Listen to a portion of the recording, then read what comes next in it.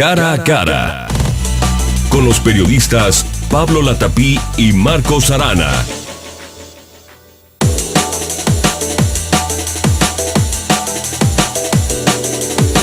Son las 9 de la mañana con 3 minutos y damos arranque formalmente a Cara, este programa de entrevistas, de plática, de entrarle a fondo a los temas que seguramente a usted le interesan, y por ello me da muchísimo gusto saludar a mi compañero y amigo Marcos Arana. Marcos, ¿cómo estás? Muy buenos días. Buenos días, Pablo. Fíjate que con mucho gusto, porque tenemos un experto bueno hoy. No, me encanta la idea. Que nos va a ayudar a entender este tema de las finanzas y del presupuesto. A veces son temas, Marcos, estarás de acuerdo conmigo, que se ven como muy etéreos, muy en las nubes, muy para exquisitos, para expertos, para iniciados, dirían los clásicos, por la forma en que se manejan los rubros, los porcentajes, los presupuestos, el tema del déficit, etcétera. Y pues la idea es tratar de aterrizar a lo más que se pueda. O sea, es dinero nuestro, son nuestros impuestos, o sea, nadie nos gusta pagar impuestos, esa fuerza, porque no hay de otras. Entonces, pues lo menos que podemos esperar es tener una certeza y una claridad qué se está haciendo con nuestro dinero. Y de lo que yo recuerdo allá de mis clases en la universidad, pues te decían que la forma en que un gobierno diseña su presupuesto, aunque después en el camino haga barrabasadas, ¿no?, es el proyecto de gobierno realmente de ese gobierno, o sea, la forma en que va a estar gobernando.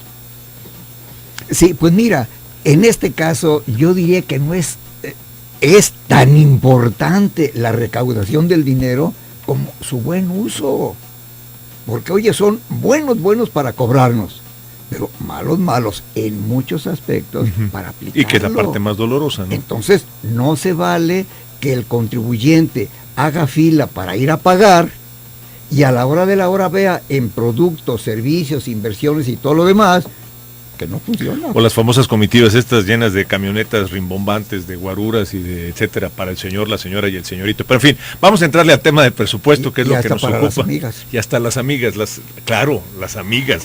Buen tema, y me da mucho gusto. Tenemos, como comentabas, Marcos, invitados de primera línea. Está con nosotros Alejandro Rodríguez Magaña, director de programas financieros de la Universidad Panamericana y además colaborador de Zona 3. Alejandro, bienvenido, muchas gracias. Muchas gracias, Pablo. Y nos hace también el favor de acompañarnos Armando Casarín, él es asesor de Finestra Asesores Financieros. Muchísimas gracias por estar con nosotros, Armando. Muy buenos días. Hola, Pablo, un placer saludarte, Alejandro, encantado de estar con ustedes en esta mañana. ¿Es fácil, es difícil, te parece, Marcos, si le entramos por ahí, entender el presupuesto así como se hace? O sea, se propone el presupuesto, se vota en el Congreso y después se publica, se convierte en ley y es lo que se va a ejercer. ¿Es fácil entenderlo para los que no somos expertos iniciados en el tema, Alejandro? El presupuesto, Pablo, hay que entender que significa antes de lo hecho o formado. Finalmente el presupuesto parte de una serie de variables que se toman en cuenta, de pronósticos, de historia, de inercias que se vienen dando en gasto en diferentes rubros o conceptos. Para el común denominador de la gente que escucha este programa, Pablo, pues estamos acostumbrados a ver el presupuesto del hogar, el presupuesto de la casa, el presupuesto de la familia, de la empresa, donde inicias conceptualizando el ingreso y a partir de ahí sabes hasta dónde puedes gastar. En el caso de un presupuesto público, la lógica de entendimiento es contraria.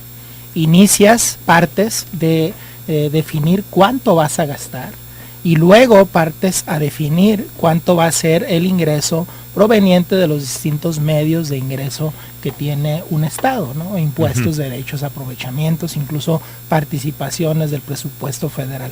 No es fácil entenderlo porque tiene una lógica inversa, partes del gasto y luego vamos a evaluar de dónde obtenemos los recursos para poder enfrentar estos gastos.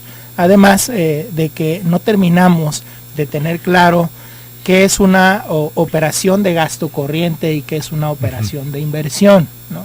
Y esta diferencia contable también nos lleva a veces a cuestionarnos el destino que estás dando a cada una de las partidas presupuestarias. Sí, y simplemente para ir cayendo en definiciones para nosotros de lo más aterrizado, el gasto corriente es lo que se nos va en sueldos, en pago de luz, en pago de instalaciones, etcétera, o sea, burócratas, ¿no? Y ya lo que llamas tú inversión, pues ya son realmente los proyectos, ¿no? Así es, inversión en infraestructura, en proyectos que a final de cuentas van a parar a una cuenta de balance como activos del Estado, los cuales son financiados en cierta proporción y que parte de ese financiamiento podría provenir de los ingresos ordinarios que se puedan tener. Sin embargo, también hay que entender que a veces el ingreso ordinario ya está comprometido para el gasto corriente y puede a veces quedar solamente una parte marginal para inversión. Armando y Alejandro, un presupuesto sano, un presupuesto ordenado, concretamente en el sector público, ¿qué porcentaje debería utilizar para el gasto corriente y qué porcentaje, insisto, sector público en gasto de inversión? Siempre hemos comentado nosotros en Finestra que las finanzas deben de ser sencillas, son tan complicadas o tan sencillas como te las quieran hacer. Cuando hablamos de gasto corriente y de presupuesto flujo para inversión, a mí me gustaría que todos nuestros amigos también lo pudieran aterrizar a sus finanzas propias. O sea, si lo viésemos como un presupuesto de una familia. Exactamente, o sea, si lo viéramos como un presupuesto de una familia, pues lo primero que tendríamos que hacer es se invierte cuando se tiene flujo.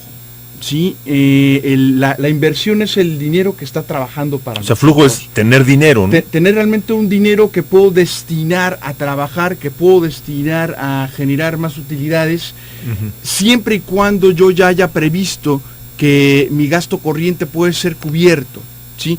Para esto hay que hacer un verdadero análisis, un análisis profundo, un análisis consciente y real de cuáles son, como contaba mi buen amigo Alejandro, cuáles son los verdaderos conceptos de gasto corriente que estoy yo utilizando. Si hablamos de porcentajes, bueno, podemos decir un 10, un 20% podría ser interesante destinarlo. Ahora, estamos hablando de proyectos de inversión, proyectos que estamos nosotros pensando, si fuésemos nosotros los que estamos trabajándolo con nuestras finanzas personales, que van a impactar en nuestro patrimonio para hacerlo crecer. Pero no es muy poco, 10%. Por supuesto. O sea, pensando en el presupuesto de gobierno, entonces quiere decir que el 90% se va, y digo que suena muy fuerte, en mantener burócratas. Cuando lo traspasamos ahora a lo que viene siendo el aspecto de gobierno, decimos, bueno, 10% es poco, 10% es mucho, estarle pagando a tantos burócratas. Bueno, lo ideal, Pablo, y coincido contigo, es tener enfocada la mayor cantidad de recursos en el desarrollo económico del Estado, en que el Estado crezca, en que se estén apoyando proyectos sustentables. Es ahí cuando se hace la diferencia de las finanzas personales, como pones el ejemplo hace un momento, a lo que realmente sucede con el gobierno. Mientras más dinero se pueda destinar no es un gasto, sino a la inversión de proyectos sustentables, mayor crecimiento habrá en la economía de un estado o en la economía de un país. El punto fino, el punto toral es realmente el gasto que estamos haciendo enfocado hacia la burocracia es realmente lo que se necesita. Los sueldos que se pagan, las dádivas de las que gozan muchas personas son las adecuadas, es lo necesario. Ese sería el primer análisis real y contundente que tenemos que hacer. Cuando nos ponemos a leer los documentos que hemos estado leyendo acerca de los presupuestos que se dieron para este 2014, pues yo no sé, no soy yo una autoridad para decir si estamos hablando de una administración austera o no estamos hablando de una administración austera, pero bueno, realmente es de llamar la atención la cantidad de dineros que se están colocando para el sustento del aparato burocrático. Ustedes me preguntan si necesitaríamos o quisiéramos un mayor incremento en lo que viene siendo la inversión directa para el crecimiento del Estado. Por supuesto que sería muy sano. Y un 10, un 20, un 30% me parece poco, pero no lo podemos definir sobre esta mesa porque los que deberían de estar definiendo lo deberían de haber puesto en ese presupuesto. Esa es mi opinión por el momento. Pero hay una cuestión, Pablo, Armando y Alejandro, hay una cuestión que la historia nos dice que sí se puede hacer. Hubo gobiernos, y voy a mencionar uno para no hablar de memoria, el gobierno de Enrique Álvarez del Castillo dedicó en el estado de Jalisco más del 20% a inversión y menos del 80%, porque había otros renglones, a gasto corriente. ¿En dónde hay ese quiebre?